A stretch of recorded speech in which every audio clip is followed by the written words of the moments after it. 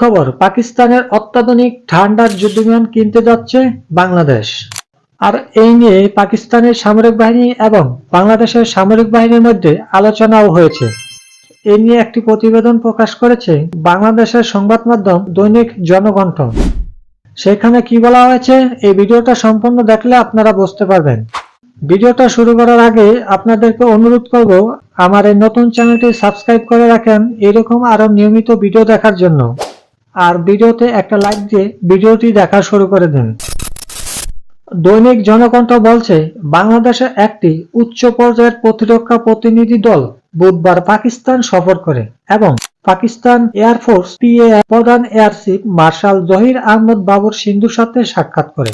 এই প্রতিনিধি দলের নেতৃত্বে দেন lieutenant general S M Kamrul Hasan, Bangladesh সেনাবাহিনীর প্রধান কর্মকর্তা, যিনি পাকিস্তানের আধুনিক সামরিক সরঞ্জাম